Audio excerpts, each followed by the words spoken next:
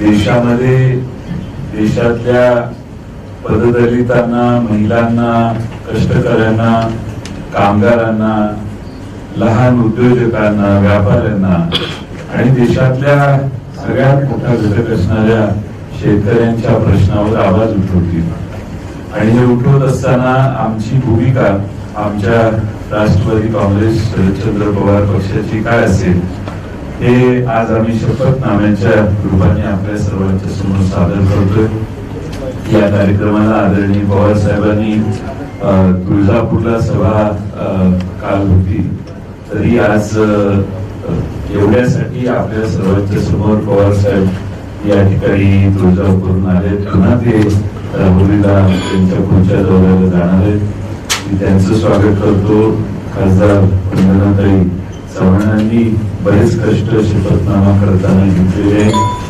आमच्या राष्ट्रवादी काँग्रेस पक्षाचे युवक अध्यक्ष मेहबूब शेख, महिला अध्यक्षा वंदना, आमच्या रोहिणीताई खडसे, आमचे विद्यार्थी अध्यक्ष सुनील गव्हाणे, आमचे राष्ट्रवादी काँग्रेसचे सरचिटणीस आमचे बसवराज पाटील साहेब, डॉक्टर सेनचे, विजयंती सेनचे, महिलांचे सगळे उपस्थित असणारे आमचे प्रतिनिधी, आमचे गोगाळे साहेब पण इथे आलेले आहेत.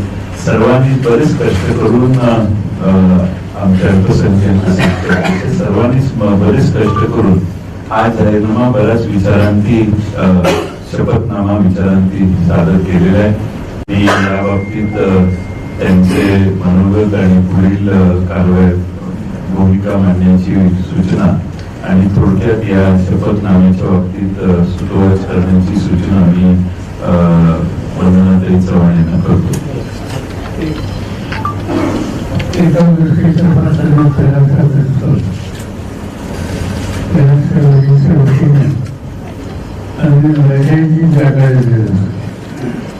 आणि 10,000 रुपये तिथे वर्षाचं वर्षाला सुद्धा झालं.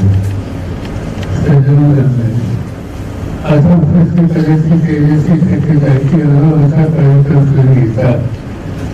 तुम्ही हे कसं करणार, कसं अवघड होणार. तर आमची त्याची लोक अशी की ही जी फॅसनाच्या सौंदर्य मांडणी केली त्यामध्ये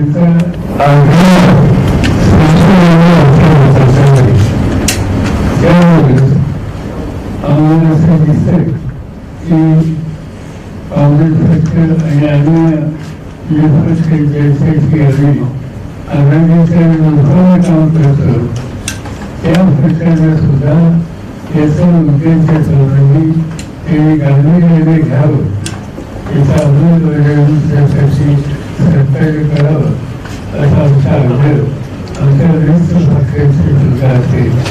आणि त्यामुळे त्यातून एक चर्चेला आणि निर्णय घेण्याच्या प्रक्रियेला एक सुरुवात व्हावी त्या दृष्टीने हा व्यापक अशा प्रकारचा परिणाम केलेला आहे. धन्यवाद साहेब.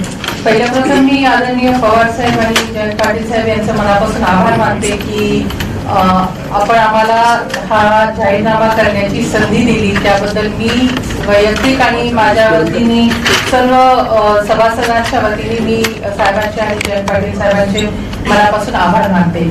आपल्याला सगळ्यांनाच माहिती आहे की आदरणीय साहेब हे अत्यंत एक विजनरी दूरदृष्टीचे नेते आणि त्यांच्याकडनं आम्हाला सातत्याने जे इनपुट्स मिळतात, सातत्याने आम्हाला मार्गदर्शन मिळतं, कुठल्या क्षेत्रात आपण कुठली भूमिका घेतली पाहिजे या पद्धतीचं त्यांचं जे आम्हाला सांगणं असतं. त्याच पद्धतीने आदरणीय जयंत पाटील साहेबांसारखे अतिशय अनुभवी नेते ज्यांच्याकडनं सुद्धा आम्हाला अनेक इनपुट्स मिळालेले आहेत. या दृष्टीने सगळे सभासद मिळून आम्ही हा मॅनिफेस्टो तयार केलेला आहे. मला आवर्जून या मॅनिफेस्टो कमिटीच्या सगळ्या मेंबर्सची नावं घ्यायची, तर ह्याच्यावरनं आपल्याला लक्षात येईल की अनुभवी मंडळी, त्याचप्रमाणे प्रत्येक वेगवेगळ्या क्षेत्रात काम करणारी मंडळी ह्या मॅनिफेस्टो कमिटीमध्ये आहे. आदरणीय माजी मंत्री राजेश टोपे साहेब, MLA सुनील भुसारा साहेब, ऍडव्होकेट जयदेवरावजी गायकवाड, ऍडव्होकेट निर्मला सामंत प्रभावळकर, बसवराज पाटीलजी, सुनील गोंगळेजी, विद्याताई चव्हाण, राखीताई जाधव, क्लाइड रास्ट्रो, विकास लवांडेजी, नीरज महांकाळ, ऍडव्होकेट संजय काळबंदे, विवेक क्षीरसागरजी, डॉक्टर सुनील जगताप, सक्षणा सलगर, जावेद हबीबजी, प्रिया पाटील LGBTQ कम्युनिटीच्या अध्यक्ष आहेत, त्याचप्रमाणे रवींद्र पवार साहेब, या सगळ्या मंडळींकडनं आम्हाला त्यांची तज्ञ इनपुट्स मिळालेले आहेत. एवढंच नव्हे पण प्रत्येक आघाडीच्या प्रमुखांनी सुद्धा आपापल्या सेलमध्ये त्या मंडळींची मीटिंग घेऊन आपण काय मांडणी केली पाहिजे ह्या पद्धतीने आम्ही इनपुट्स घेऊन हा जाहीरनामा तयार केलेला आहे. एवढंच नव्हे पण लोकांमधनं सुद्धा काही जे प्रॉमिनंट सिटिझन्स आहेत, वेगवेगळ्या क्षेत्रातले एक्सपर्ट्स आहेत, त्यांच्याकडनं पण काही इनपुट्स घेऊन आम्ही ह्या शपथनाम्यामध्ये इन्क्लूड केलेले आहेत. आता आदरणीय साहेबांनी सांगितलं हे बरोबर आहे की 10 खासदार असले 100% आपण विजय धरूया, 10 खासदार असले तरी हे तुम्ही कसं करणार असा प्रश्न येऊ शकतो. पण जे काय ह्या दस्तावेजात तुम्ही मांडलेलं आहे, मला खात्री आहे की 5 वर्ष पण खासदार जे आमचे निवडून जातील त्यांना हे विषय मांडायला कमी पडतील. पण आपले खासदार कुठंच कमी पडत नाही, त्यामुळे सगळ्या विषयांवर त्या ठिकाणी मांडणी होईल आणि सरकारला सुद्धा आग्रही भूमिका मांडली जाईल. अनेक गोष्टी आहेत त्यामध्ये लिहिलेल्या ज्याच्यामध्ये ऑलरेडी राईट टू डिस्कनेक्ट सारखा एखादा प्रायव्हेट मेंबर्स बिल जे सुप्रियाताई सुळेंनी मांडलेलं होतं, जे अतिशय नाविन्यपूर्ण होतं, त्याचा सुद्धा अंतर्भाव आम्ही ह्यामध्ये केलेला आहे. असे विविध विषय जे आहेत ते ह्या ठिकाणी आदरणीय जयंत पाटील साहेब आपल्याला डिटेल्स मध्ये सांगतील. मला फक्त सुरुवात करायच्या आधी कुठल्या कुठल्या घटकांसाठी आम्ही ह्याच्यामध्ये तरतुदी केल्या. मॅनिफेस्टो असला की अनेक सूचना येतात आमच्याच कमिटीकडनं, साहेब इतक्या सूचना आलेल्या होत्या की सगळ्याचा अंतर्भाव ह्याच्यामध्ये होऊ शकला नाही.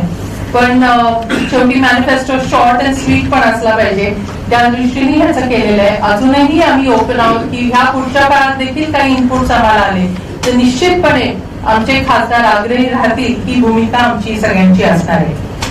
घटक जे समाविष्ट ह्याच्यामध्ये केले गेले ज्याचा उहापोह ह्या ठिकाणी जयंत पाटील साहेब करतील, त्याच्यामध्ये युवकांसाठी काही तरतुदी आहेत. महिला आणि मुली मुद्दामून लिहिलंय कारण युनायटेड नेशन्सच्या लेवलला नुसतं विमेन म्हणत आहेत, विमेन अँड गर्ल्स असं संबोधित केलं जातं. शेतकरी, कामगार, उपेक्षित घटक, सामाजिक न्यायाअंतर्गत ज्येष्ठ नागरिक, दिव्यांग, अल्पसंख्याक, LGBTQ कम्युनिटी, मायनॉरिटीज आणि पेन्शनर्स, आरोग्य, शिक्षण, क्रीडा, पायाभूत सुविधा जे इन्फ्रास्ट्रक्चर डेव्हलपमेंट खूप महत्वाचं आहे आताच्या काळात, त्याच्या संदर्भात काय दिशेने ह्या इन्फ्रास्ट्रक्चर डेव्हलपमेंट व्हावी त्याच्या संदर्भात पण आम्ही डिटेल नोट केलेली आहे. उद्योग क्षेत्र, तंत्रज्ञान, अर्थव्यवस्था आणि कर प्रणाली, GST जो गाजतोय विषय, नागरी विकास, शहरं आपली फार मोठ्या प्रमाणात वाढतात आणि ह्या शहरीकरणाला खऱ्या अर्थाने आपल्याला संबोधित करायचं असेल तर आपल्याला ठोस पावलं ह्या पुढच्या काळात उचलावी लागतील आणि अतिशय नाविन्यपूर्ण अशा आम्ही काही योजना या ठिकाणी मांडल्या ज्याची अंमलबजावणी होणं अत्यंत गरजेचं आहे. हे सुद्धा विषय वारंवार राज्यसभेत असतील, लोकसभेत असतील, आम्ही NCPचे खासदार त्या ठिकाणी मांडत आलेलो आहोत. पर्यावरण हे अत्यंत महत्वाचा एक विषय आहे. मध्यंतरीच एक सर्वे झाला त्याच्यामध्ये युवकांनी असं म्हटलंय की जो पक्ष पर्यावरण आणि सस्टेनेबल डेव्हलपमेंट बद्दल बोलेल त्यांना आम्ही जास्तीत जास्त त्यांच्या मागे उभं राहू. या पद्धतीचा एक रिसर्च होता आणि त्यामुळे पर्यावरणाला सुद्धा आपण फार मोठं महत्व दिले, जास्त महत्व दिलंय आणि त्याच्याबद्दल तरतुदी केलेल्या आहेत. पर्यटन, कला आणि संस्कृती, पर्यटन हा इन्कम जनरेटिंग एक नवीन सोर्स असू शकतो, या दृष्टीने त्याच्याकडे बघण्याची गरज आहे. राष्ट्रीय सुरक्षा, देशांतर्गत सुरक्षा, परराष्ट्र धोरण आणि लोकशाहीच्या मूल्यांचं जतन ह्या पद्धतीचे शीर्षक ह्या जाहीरनाम्यात आहेत. मी आदरणीय जयंत पाटील साहेबांना विनंती करते की त्यांनी याच्यावर वापर करावा. धन्यवाद. राष्ट्रवादी काँग्रेस शरदचंद्र पवार पक्षाच्या शपथनाम्यामध्ये गेल्या 10 वर्षात मतदारांची जी फसवणूक झालेली आहे, प्रचंड महागाई या देशात वाढलेली आहे, 45 वर्षात सगळ्यात जास्त बेरोजगारी आज या देशात आहे, शेतकऱ्यांची दुरावस्था झालेली आहे, कॉर्पोरेटसाठी पक्षपाती धोरणं अवलंबून इलेक्ट्रोल बॉन्डच्या माध्यमातून स्वतःची प्रचंड देणग्या घेण्याचं आणि सरकारी यंत्रणांचा गैरवापर करण्याचे अनुभव आपण घेतले आहेत. नोटबंदी, खासगीकरण जे काँग्रेस पक्षाच्या पंडित जवाहरलाल नेहरूंच्या उभं राहिलं, त्या सर्वच गोष्टींचं खासगीकरण करण्यावर या सरकारचा भर आहे. महिला या देशात सुरक्षित नाही, पर्यावरणाचा हानी करणारा विकास कायद्याची मोडतोड करून करण्याचा जो प्रयत्न झाला आहे, त्या सगळ्यांच्यावर आम्ही आमची भूमिका मांडलेली आहे.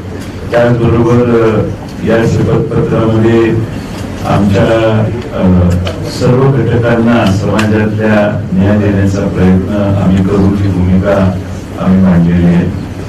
सगळ्यात महत्वाचं म्हणजे स्वयंपाकाच्या गॅसच्या किमती या कमी करू आणि त्या 500 रुपयाच्या दरम्यान त्या निश्चित करू आणि त्यासाठी आवश्यकता वाटली तर केंद्र सरकार त्याला सबसिडाईज करेल, जसं पूर्वी युपीएच्या राजवटीत होत होतं. त्याच पद्धतीनं या देशात आमच्या भगिनींच्या वापराचा सगळ्यात मोठा गॅसचा वापर त्या गॅसच्या किमती निश्चित करू. पेट्रोल आणि डिझेलवर जो कर असतो त्या करांची पुनर्रचना करू, जेणेकरून देशातली महागाई वाढण्यासाठी सगळ्यात मोठं कारण पेट्रोल आणि डिझेलचे दर आहेत, त्याला आम्ही मर्यादित करण्याचं काम करू. त्याचबरोबर देशात जे शासकीय नोकऱ्या असतील, आता केंद्र सरकारमध्ये जवळपास 30 लाख शासकीय नोकऱ्या आहेत, त्या रिक्त जागा, शासकीय नोकऱ्या म्हणण्यापेक्षा रिक्त जागा सत्तेत जर आम्ही सहभागी झालो तर सत्तेत गेल्यानंतर त्याचा आग्रह करू भरती करण्याचा, किंवा मग या रिक्त जागा भरून देशातल्या जनतेला चांगली सेवा सरकारच्या माध्यमातून देण्यासाठी आग्रही राहू. परत महिलांचं आरक्षण शासकीय नोकरीत 50% ठेवण्याचा आग्रह करू आम्ही. त्याचबरोबर या देशात जीएसटी जो कर देशातल्या लोकांना आता लुबाडण्याचंच काम करतोय, त्याला ह्युमन फेस देण्याचं आवश्यकता आहे. आणि अर्थतज्ञ विजय केळकर यांनी एका काही सांगितलेलं होतं की एकच टॅक्स असला पाहिजे आणि त्यामुळं एकच टॅक्स करताना या देशात सर्व राज्यात इतकी विभिन्नता आहे की प्रत्येक राज्याला वेगवेगळ्या वस्तू तिथल्या सामान्य जनतेसाठी महत्वाच्या असतात आणि तो राज्याने कर ठरवण्याचा अधिकार हा जीएसटीचं कायदा करतानाच गमावण्यात आला. त्याविषयी विधानसभेत देखील आम्ही आमची बाजू मांडलेली की राज्यांचे अधिकार जाऊ नये, पण कायदा असा झालेला आहे की देशातल्या कोणत्याही राज्याला काही अधिकार नाही. पुन्हा ते अधिकार व्हॅल्यू ऍडेड टॅक्सच्या वेळी जशी एम्पॉवर्ड कमिटी होती फायनान्स मिनिस्टरची, तसं एक काउन्सिल केलं जाईल आणि त्या काउन्सिलला पूर्णपणाने हा अधिकार दिला जाईल. केंद्र सरकारचा त्यातला हस्तक्षेप हा मर्यादित राहील किंवा मिनिमम राहील. त्याचबरोबर आपल्या देशामध्ये अप्रेंटिसचा कायदा मंजूर करत असताना आम्ही त्या दुरुस्त्या करत असताना डिग्री आणि डिप्लोमा पास आउट झाला मुलगा की त्याला 1 वर्षासाठी स्टायपंड देण्याची भूमिका आम्ही ठेवलेली आहे. 8,500 रुपये त्याला स्टायपंड दर महिना पहिल्या वर्षासाठी मिळेल. जोपर्यंत त्याला नोकरी मिळत नाही तोपर्यंत पहिल्या वर्षी त्याला हा आधार देण्याचं काम आम्ही करू. देशातल्या स्पर्धा परीक्षांसाठी जे शुल्क आकारलं जातं आणि फार मोठ्या प्रमाणात युवकांच्याकडून शुल्क गोळा करण्याचा तो एक केंद्रीय आणि राज्याच्या सरकारांचा उत्पन्नाचं साधन झालेलं आहे. एवढं मोठं स्पर्धा परीक्षांसाठी शुल्क आकारलं जातं. आमचं सरकार आलं तर ते शुल्क देशातलं माफ केलं जाईल. त्याचबरोबर आमच्या महिला आणि मुलींच्यासाठी स्त्री शिक्षणातले जे काही अडथळे आहेत ते दूर करण्याचं काम आम्ही करू. त्याचबरोबर समाज, शाळा आणि ऑनलाईन प्लॅटफॉर्मवर महिलांच्या सुरक्षिततेची व्यवस्था करण्यासाठी कडक कायदे आणले जातील आणि शाळा आणि महाविद्यालयात सेफ्टी ऑडिट मुलींच्यासाठी राबवलं जाईल. त्याचबरोबर महिलांना संसद आणि राज्य विधिमंडळामध्ये महिलांना तातडीचं आरक्षण देण्याचा आग्रह पवारसाहेब नेहमीच करतात. त्याची अंमलबजावणी या 5 वर्षात करायचा आम्ही प्रयत्न करू. त्याचबरोबर या ठिकाणी आम्ही महिलांच्यासाठी बऱ्याच चांगल्या सूचना केल्यात. आम्ही ज्यावेळी पत्रक आपल्याला देऊ त्यात तुमच्या लक्षात येईल. दुसरा महत्वाचा भाग म्हणजे शेतकऱ्यांच्या किमान आधारभूत दर, विक्री, आयात निर्यात धोरण, कर्जमाफी यावर काम करण्यासाठी एक स्वतंत्र शेतकऱ्यांच्यासाठी आयोग निर्माण करण्यात येईल, ज्याच्यामध्ये राज्य सरकारचा, केंद्र सरकारचा पॉलिटिकल इंटरफेरन्स राहणार नाही. तर देशातल्या शेतकऱ्यांची परिस्थिती, त्यांच्यावर आलेलं संकट, त्यांना देण्याची सुरक्षितता आणि संरक्षण यासाठी हे आयोग वेळोवेळी निर्णय घेईल. आणि यात आम्ही नवीन ज्या शेतीच्या पद्धती, तंत्रज्ञान विकसित झालेले आहे, हायड्रोपोनिक्स आणि ॲक्वापोनिक्स आणि सेंद्रिय शेती, याला जास्त बळकटी देण्याचं काम करू. या देशात असे बरेच आहेत शासकीय क्षेत्रात कंत्राटी कामगारांना पायबंद घालण्याचं काम करू. आज राज्य सरकारचं धोरण नव्या नोकऱ्या न भरता कंत्राटी कामगारांच्या माध्यमातून त्या जागा भरण्याचं काम चालतं. त्याला आम्ही पायबंद घालू. कोणत्याही परिस्थितीत सत्तेत आल्यावर पूर्णपणाने ती कंत्राटी, कॉन्ट्रॅक्ट लेबर सरकारी नोकरी द्यायचं बंद करू.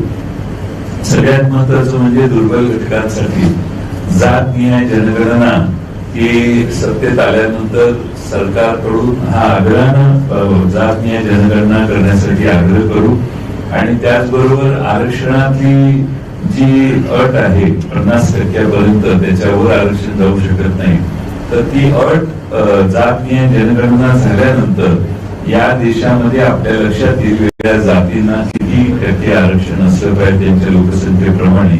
त्याचा निर्णय घेत असताना 50%ची अट दूर करण्याचा देखील कायद्यात आम्ही इंदिरा साहनीच्या कायद्यामध्ये त्यांनी दिलेल्या निर्णयातून त्या निर्णयातून जे आपल्याला मर्यादा आलेली आहे ती दूर करण्यासाठी विशेष कायदा करू. वनाधिकारांची देशातल्या आदिवासी भागात जी लोक राहतात त्या आदिवासी वनात राहणारी जी लोक आहेत त्यांच्या वनाधिकाराची काटेकोरपणाने अंमलबजावणी करू.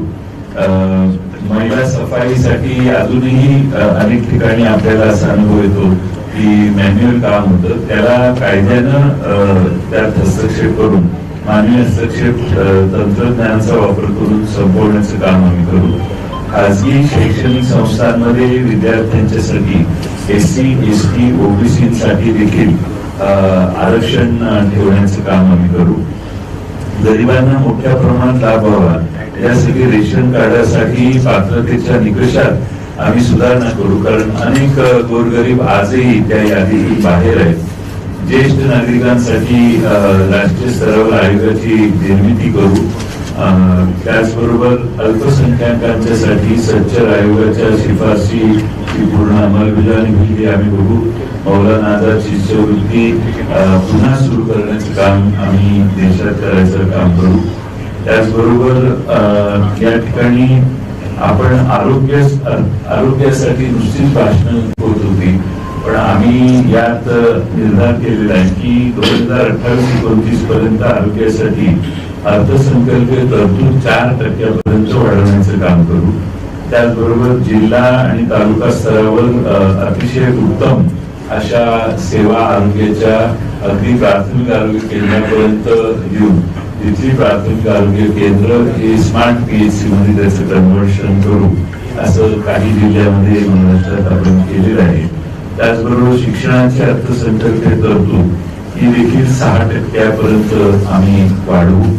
अनेक वेगळ्या सुधारणा सूचना आम्ही त्यात केल्यात, मी ते सगळ्या तुमच्याकडे सादर करणार आहे.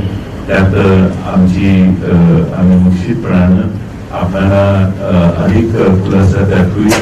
GSTच्या सुधारणेत एकच दर निश्चित करू, स्वतंत्र GST काउन्सिल करू आणि शेती आणि शैक्षणिक वस्तूंवर 0 GST आम्ही आकारू.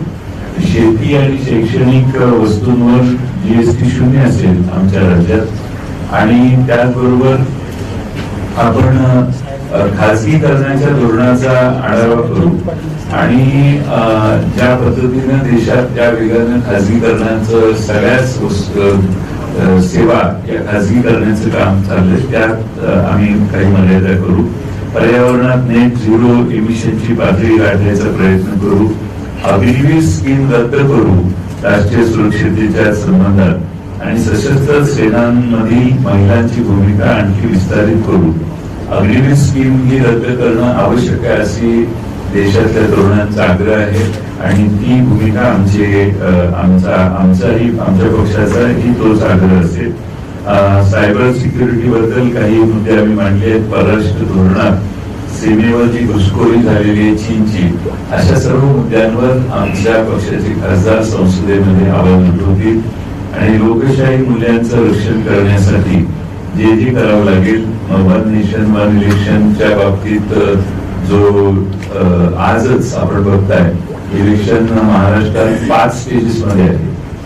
7 स्टेजेस इलेक्शनच्या करतायत. याचा अर्थ एका वेळी एक लोकसभेच इलेक्शन करणं या देशात मुश्किल आहे. त्या एकाच दिवशी आपण लोकसभा, विधानसभा आणि जिल्हा परिषद आणि पंचायत समिती, ग्रामपंचायत असं स्वप्न बघणं हे फार लांब आहे. त्यामुळे आज ही यंत्रणा आपल्याला शक्य नाही. आज ईव्हीएम वर देखील लोकांचा भरोसा उठलेला आहे. त्यामुळं आधी या बेसिक लोकांच्या निवडणुकीवरचा विश्वास वाढवण्यासाठी ज्या गोष्टी आहेत त्या इस्टॅब्लिश केल्यानंतरच वन नेशन वन इलेक्शन अशा गोष्टींची चर्चा करणं योग्य आहे.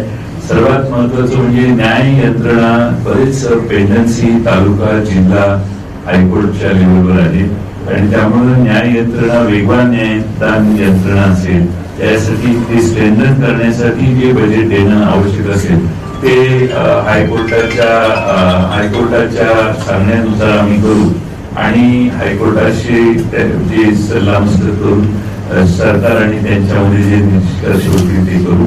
महालक्ष्मी योजना म्हणून एक प्रत्येक गरीब कुटुंबाला दरवर्षी महिलेला कुटुंबातील 1 लाख रुपयाचं अर्थसहाय्य आम्ही देऊ आणि कामगारांचं किमान वेतन हे आता इथून पुढे आम्ही निवडणुकीत सत्तेत आलो तर ते 400 रुपये प्रतिदिन असलं पाहिजे, याची देखील व्यवस्था करू.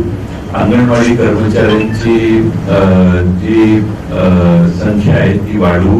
त्याचबरोबर त्यांना देण्याचं केंद्रीय अनुदान देखील वाढवू आणि सार्वजनिक धान्य वितरण व्यवस्थेचा विस्तार करताना त्यात कडधान्य आणि खाद्यतेलाचा देखील समावेश करू.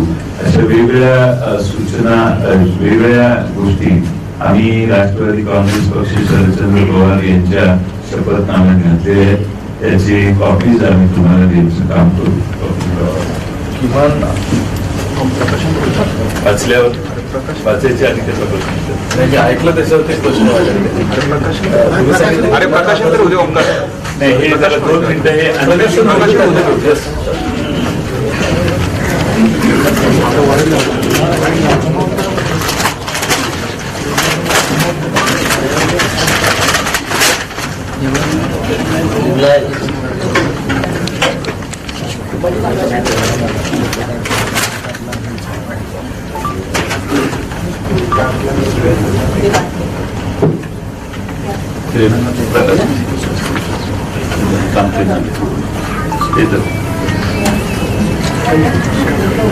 पुढे बघायचं.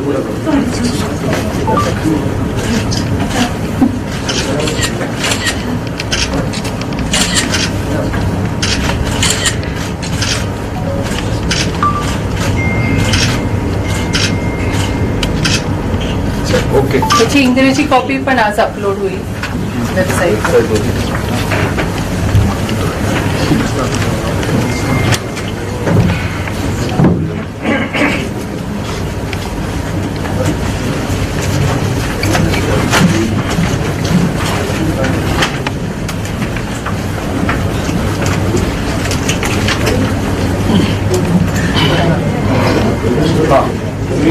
शेतीला हमी भाव आणि शेतकरी आयोग असा याच्यामध्ये उल्लेख केला आहे. ह्याचं वाक्य होतं की केंद्राचा पॉलिटिकल इंटरफेरन्स याच्यामधला कमी होईल. 2 मुद्दे महत्वाचे आहेत. एक म्हणजे केंद्राकडून जलसंधारण नळ जोडणीपर्यंत बऱ्यापैकी निधी येतो आपल्या राज्याला. म्हणजे पवारसाहेब स्वतः कृषी मंत्री राहिलेले, त्यामुळे केंद्रातून बऱ्यापैकी निधी येतोच येतो.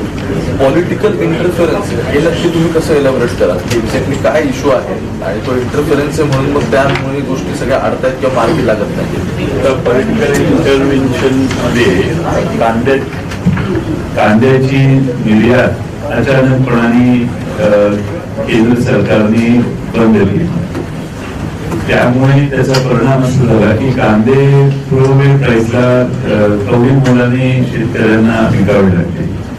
त्याचबरोबर ज्यावेळी देशामध्ये चांगल्या पद्धतीनं सोयाबीनचं उत्पादन होतं किंवा सोयाबीन मर्यादित असतं, त्यावेळी मग ते त्यासाठी सोयाबीनचं तेल आयात करणे, निर्यात करणे अशा ज्या गोष्टी आहेत त्या पूर्णपणाने शेतकऱ्याला सुरक्षित ठेवून, शेवटी शेतकरी जगला तर देश जगणार आहे. शेतकऱ्याला तोटा होणार नाही, शेतकरी नफ्यात तोट्यात जाणार नाही याची काळजी घेण्याचं काम हे आयोग करतो.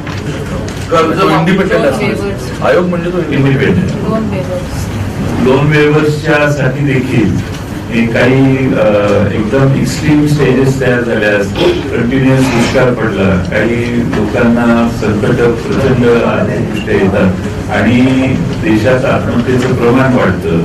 तर त्यावेळी अशा सिच्युएशनचा विचार करणं, त्याच्यासाठी पॉलिटिकली निर्णय होण्यापेक्षा आयोग त्याच्यात एक्झामिन करून वेगवेगळ्या भागातल्या रिजनल जे क्रायसिस आहेत त्याचा अभ्यास करून निर्णय घ्यायचा. 2 वेवरचाच मुद्दा मला साहेबांना ऍक्च्युली विचारायचं की तुम्ही कृषी मंत्री असताना सगळ्यात मोठी म्हणजे युपीए गव्हर्नमेंटने कर्जमाफी केलेली होती असं हे दिसतंय. आता या सगळ्यावरून हा कर्जमाफी किंवा हमीभाव हा शेतकऱ्यांच्या आत्महत्या टॅकल करण्याचा सस्टेनेबल मॉडेल आहे का असं तुम्हाला वाटतं का? कारण त्यानंतर सुद्धा सरकार जरी बदलली असली तरी आत्महत्यांचं प्रमाण कमी झालेलं नाही, हा एक मुद्दा. आणि दुसरा मुद्दा, अमित शहा काल आले त्यावेळी ते पण हे या सगळ्याबद्दल म्हणतात की मग विदर्भातल्या शेतकऱ्यांनी ज्यांनी आत्महत्या केल्या त्यांची माफी पवारांनी मागितली पाहिजे.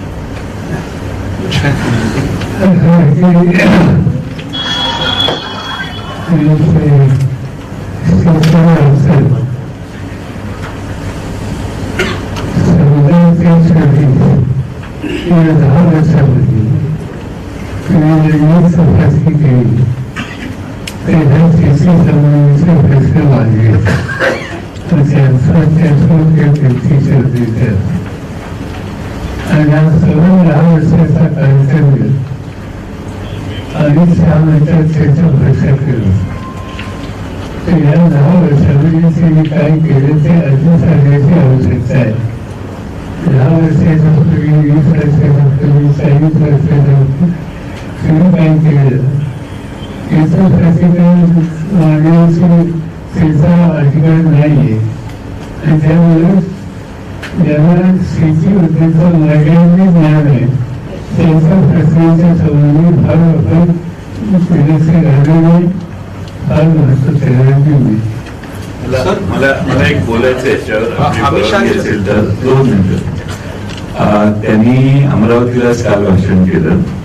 त्यांच्या माहितीसाठी पवार साहेब 2001 ते 2013 अमरावती जिल्ह्यात दरवर्षी आत्महत्येचं प्रमाण 168 होतं. आता 14 ते 22 या कालखंडात दरवर्षी आत्महत्येचं अमरावती जिल्ह्याचं प्रमाण 353 आहे. म्हणजे 168 पहिल्या 1 ते 13 होतं. 14 सालापासून 22 सालापर्यंत अमित शहा, नरेंद्र मोदी यांच्या कालखंडात हे रेट वाढला आत्महत्येचा, 353 झाला. अकोल्यात 109 होतं ते 171 झालं. यवतमाळमध्ये देखील ही परिस्थिती 214 होती ती 324 प्रमाण वाढलं. बुलढाण्यात 117 ते 289 आत्महत्येचं दरवर्षीचं प्रमाण झालं. वाशिम मध्ये 81 ते 101 झालं. याला अमित शहांच्याकडे काय उत्तर आहे? शरद पवार साहेबांनी आत्महत्या ज्यावेळी व्हायला लागल्या त्यावेळी मनमोहन सिंगांना यवतमाळमध्ये आणलं, तिथं परिषद घेतली आणि त्यांनी त्या 5 जिल्हा जिथे आत्महत्येचं प्रमाण जास्त आहे, दुष्काळी, त्यावेळी 4 साली दुष्काळ प्रचंड होता, त्यावेळी त्याचं उपाययोजना उघडण्याचं काम केलं.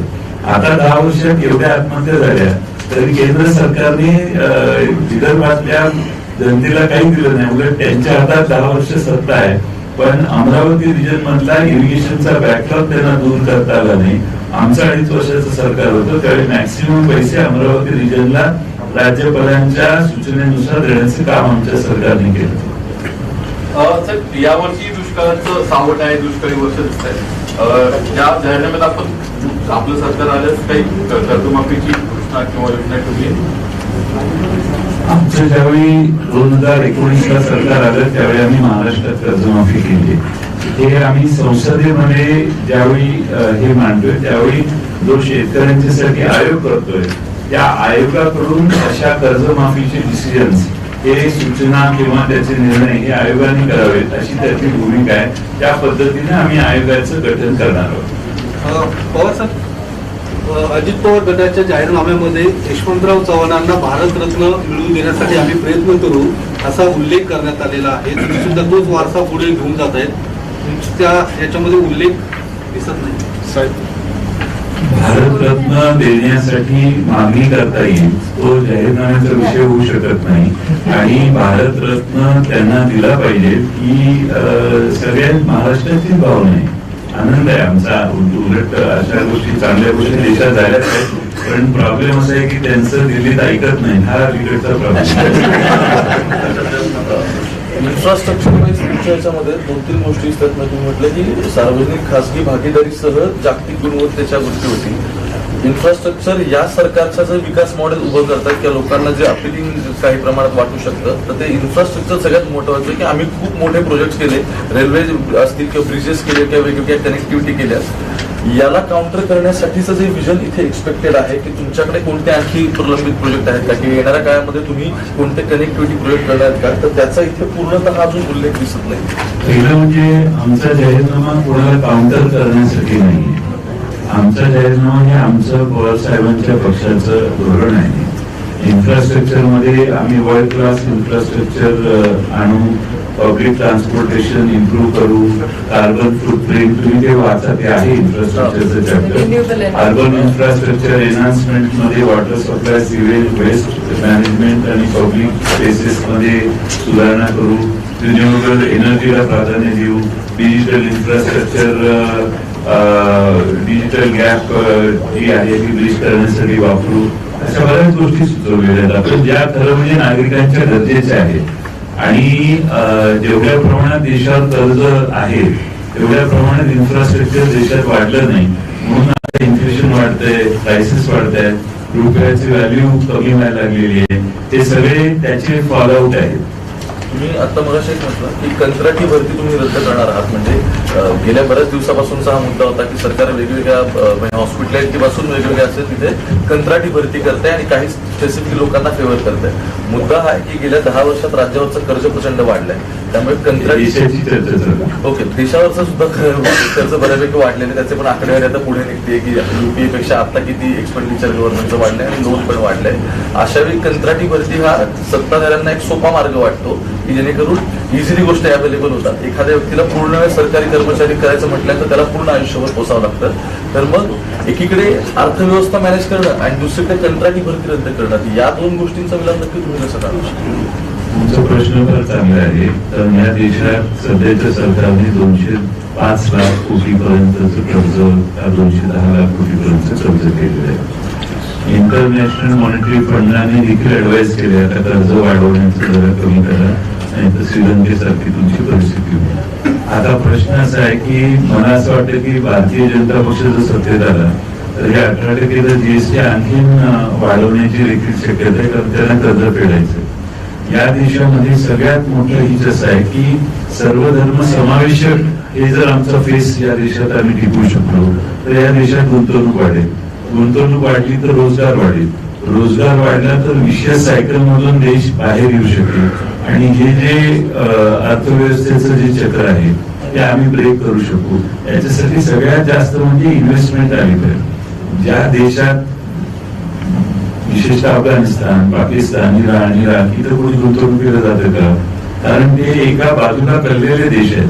पण या देशात सर्व धर्म समावेशकता ही या देशात पुरोगामी विचाराने टिकून ठेवली, म्हणून आजपर्यंत गुंतवणूक येत होती. आता गुंतवणुकीचं प्रमाण कमी व्हायला लागले, ते वाढवलं आम्ही. तर मला वाटतं या सगळ्यांवर उपाय पाटील पवार साहेबांना प्रश्न आहे. काँग्रेसच्या जाहीरनाम्याचा विषय आहे. पंतप्रधान मोदींनी राजस्थानमध्ये टीका केली, मुसलमानांना संपत्ती देणार, मंगळसूत्राचा विषय असेल. काँग्रेसनं निवडणूक आयोगाकडे तक्रार केलेली 11,000 तक्रारी निवडणूक आयोगाकडे मोदींच्या भाषणाविषयी झालेल्या आहेत. आपण याकडे कसं पाहता आणि जो खोटा प्रचार मोदींकडनं भाजपकडनं काँग्रेसच्या जाहीरनाम्यावर होतोय, काँग्रेस कमी पडतंय का त्याचा फटका करायला? असं आहे की लोकांचे अध्यक्ष असते की प्रधानमंत्री हा दुसऱ्या भाषेचा धर्माचा भाषेचा असू शकत नाही, संपूर्ण भारतीयच असतो. आणि अलीकडे त्यांनी जे काही भाषण केलं आणि समाजाच्या अल्पसंख्या त्यांच्या बाबतीत एक वेगळी भूमिका मांडण्याचा प्रयत्न केला. मला त्यांचं ते भाषण वाचल्यानंतर धक्का बसला की प्रधानमंत्री असं कसं म्हणू शकतो. प्रधानमंत्री हा देशाचा आहे का एका विशिष्ट वेगळाच आहे. आणि एकंदरीत त्यांचे या समाजाचा दृष्टिकोन हा स्वीकार करण्यात आहे. निवडणूक करणे आणि लोकांच्या समोर हा त्यांचा अँगल आहे, हा देशाच्या ऐक्याला धक्का देणारा आहे. त्याला विरोध केला पाहिजे आणि तिथे त्या समाजाची जागृती समाजात केली पाहिजे, ही आमची भूमिका राहणार आहे. आंतरराष्ट्रीय पातळीवर याचा परिणाम होतोय गुंतवणूक किंवा उद्योजक किंवा देशाची प्रतिमा? होतोच आहे ना. आंतरराष्ट्रीय पातळीवर आता चीन काही सेक्टर त्यांनी केलं आणि अमेरिकेपासून अनेक देशांनी त्या समाजाची वेगळी आणि चीन उतरवली. म्हणजे आपल्या अंतर्गत शासनाला सुद्धा जगाला हस्तक्षेप करण्याच्या समाजाची संधी प्रधानमंत्र्यांच्या एका भाषणावर झाली. बहुत आप ही से सवाल है, एक कांग्रेस के रिगार्डिंग सवाल है कि इलेक्ट्रल बॉन्ड का मुद्दा इलेक्शन में काफी हर जगह दिख रहा है कि erectile bond it could be largest corruption in India अभी तक का कह सकते हैं. ऐसे सब चर्चा चालू है कि जब राहुल गांधी सोलापुर में आते हैं तो बोल रहे हैं कि जब जैसे सड़क पे गुंडे फिरौती मांगते हैं एक दूसरे से, उसी तरह का इस सरकार का क्या स्कैम दिख रहा है. तो आप इसको किस तरह से देखकर आपकी राय क्या है? साधी गोष्ट आहे की याच्यामध्ये लोकांच्या समाजी एक सगळ्यांचा समज असा आहे की या देशातील सगळ्यात मोठा भ्रष्टाचार त्याच्या समाजाचं उदाहरण द्यायचं असेल त्यावर याचं लोकांच्या समाजाचं आहे. आणि त्यामुळे त्याच्यामध्ये राहुल गांधी काय बोलले किंवा आणखी तुम्ही काय बोललं ह्याच्या भाषेत तुम्ही ठीक नाही, पण या प्रश्नाचं गांभीर्य हे सगळ्यांनी लक्षात घेण्याची गरज आहे. पवार साहेब, राज्यपालाची नियुक्ती मुख्यमंत्र्यांची सजेशनने व्हावी अशी तुम्ही पद्धत आणणार आहे. हे माजी राज्यपाल जे होते कोश्यारीच्या कारभारच्या पार्श्वभूमीवर असं आणणार आहे की कारण काय आहे? कारण असं आहे की अनेक राज्यामध्ये त्यांची राज्याचा कारभार राज्याच्या जनतेने वेगवेगळ्या लोकांच्या विचारावर चालतो. प्रशासन त्या प्रशासनाच्या संदर्भात त्यांनी जे काही दुरुस्ती केल्या त्यावर आधारित असण्याची आवश्यकता लोकांच्या दृष्टीने आहे. आज काही ठिकाणी असं आहे की गव्हर्नर त्याचा अर्थ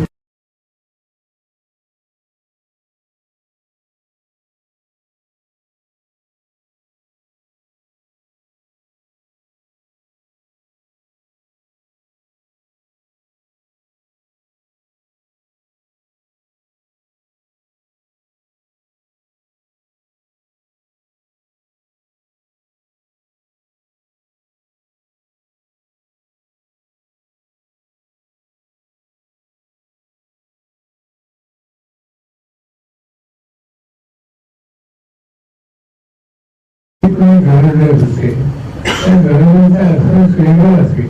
एखाद्या भाषणात काही त्यांना होत असेल तर मुख्यमंत्री आणि गव्हर्नर दोन्ही एकच अवसर घ्यायचे.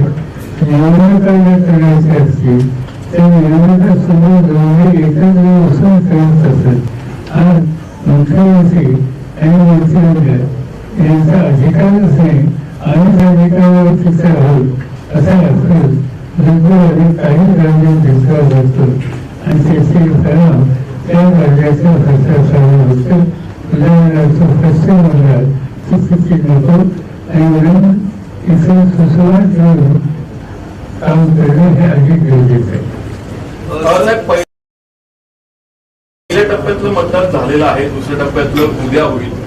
काय तुमच्याकडे रिपोर्ट्स आहेत आणि रिपोर्ट्स भाजपला निगेटिव्ह आहेत म्हणून मोदी पंतप्रधान पासून सगळे भाजप नेते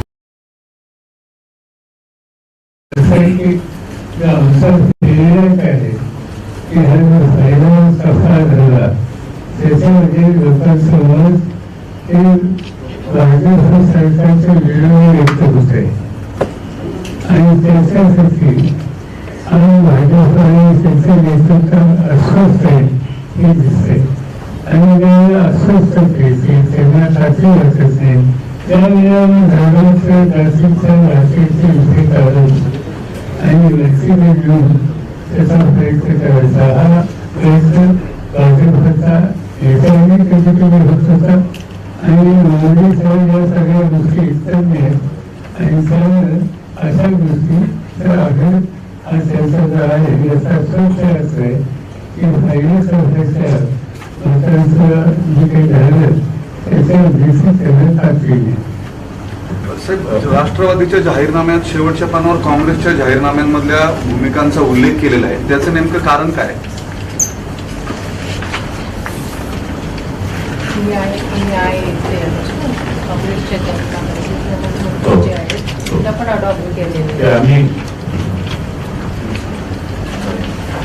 काँग्रेसच्या जाहीरनाम्यातले काही 5 न्यायचे मुद्दे आहेत ते आम्ही पण अडॉप्ट केले म्हणून त्याचा उल्लेख केला. राष्ट्रवादी आपल्या पक्षामध्ये आमच्याशी काही चर्चा नाही चालू, पण त्यांची प्रचंड अवहेलना महायुतीत होते असं दिसतंय आणि त्याबद्दल आम्हालाही मनाला खेद वाटतोय. त्यांना जुने सहकारी आणि याच्यात खरंच त्यांची अवहेलना प्रचंड झाली. नाशिकमध्ये ते उभे राहणार असं जाहीर करण्यात आलं किंवा दिल्लीनं सूचना केल्या म्हणून आणि मग ऐनवेळी त्यांना त्यातून माघार घ्यावी लागली आणि याबद्दल पवार साहेबांच्यावर त्यांनी अनेक वर्ष काम केले आणि त्यामुळे आम्हाला त्याचं केलं. साहेब एकनाथ खडसेंचं काय स्टेटस आहे सध्या? कारण एकनाथ खडसेजींचं काय सध्या स्टेटस आहे? कारण भाजपमध्ये अजून सुद्धा प्रवेश झालेला नाही, म्हणजे काय आपल्याकडे आहे तिकडे? त्यांनी त्यांची तिकडे जाण्याची इच्छा प्रकट केलेली आहे, इकडं ते गेलेले आहेत असं आम्ही समजतो, पण प्रवेश झालेला नाही कुठंच. काय तर आता त्यांचा प्रश्न आहे, आमचा आपल्याकडे नाहीये. आमच्याकडून ते गेलेले आहेत, राजीनामा दिला त्यांनी आमच्याकडे राजीनामा दिलेला आहे आणि आमच्याकडून ते तिकडे गेलेले आहेत. त्यांनी इच्छा प्रकट जाहीर केलेली आहे आणि त्यांचा यथावकाश त्यांचे भारतीय जनता पक्षाचं टाइम टेबल असेल. गाणं आता लॉन्च झालं म्हणजे पवार साहेब तर ऑब्व्हियसली ते सेंटरमध्ये असतानाच काही हरकत नाही, पण तुमच्यापेक्षा किंवा रोहितांपेक्षा संजय राऊत जवळपास 3 वेळा त्या सगळ्यामध्ये दिसले. तर याचा अर्थ असा घ्यायचा की हा पक्ष सर्व महाराष्ट्रातल्या पक्षांना हवा हवाचा आणि आपुलकीचा आणि जिव्हाळ्याचा प्रत्येक गोष्टीकडे सकारात्मक वाटलं पाहिजे आणि संजय राऊत अतिशय उत्तमपणाने महाविकास आघाडीचं आज वेगळ्या ठिकाणी जाऊन बाजू मांडतायत. त्यामुळे सर, अजित पवार माध्यमांना मुलाखती देताना असं म्हणतात की यापूर्वी भाजप सोबत जाण्याचा 3 वेळा प्रयत्न झाला 2014 पासून, मात्र त्यावेळेस पवार साहेब सोबत आलेले नव्हते. त्यांनी केली तर ती स्ट्रॅटेजी असते आणि आम्ही केली तर ती गद्दारी कशी होऊ शकते? असं आहे की पवार साहेबांना माझा माझं नॉलेज आहे, काही लोक सतत सांगत होते 5-6 वर्ष की या देशात भारतीय जनता पक्षाचा पराभव होणं अवघड आहे, तेच सत्तेत येणार आहे, त्यामुळे आपण तिकडं जाणं हे आवश्यक आहे आणि त्यांची वेगळी खासगीतली काही कारणं होती ज्याच्यावर मी बोलू इच्छित नाही. त्यामुळे हा सतत त्यांचा प्रयत्न होता. पवार साहेबच ठाम राहिले आणि प्रत्येक वेळेला आता शेवटी जवळचेच सहकारी सतत अशी भूमिका 2-4 जण मांडत असतील तर प्रत्येक वेळेला बऱ्याच सहकार्यांना बोलून त्यांनी तिकडे जाणं कसं योग्य नाही हे सहकार्यांनी सांगितलं की तिकडे आपल्याला जायचं नाही आणि मग असे निर्णय नकार दिलेले आहेत. पवार साहेबांनी कधीच हा निर्णय घेतला नाही आणि पवारसाहेब नेहमीच शाहू फुले आंबेडकर या विचाराची कटिबद्धता ठेवून आहे. त्यांनी 2 इन्सिडेंट सांगितले ज्याच्यामध्ये पवार साहेबांनीच थेट अमित शहाशी संपर्क करायला सांगितलेला होता, कम्युनिकेशन करायला सांगितलेलं होतं. मात्र ते दिल्लीला न जाता फोनवरून करावं आणि त्या कम्युनिकेशनचा तुम्ही प्रफुल्ल पटेल आणि अजित पवार पार्ट होते असं ते स्पेसिफिक मुलाखतीमध्ये म्हटले. मात्र दिल्लीला जाऊ नये असं वरिष्ठांनी सांगितल्यामुळे ते त्यावेळेस टळलं.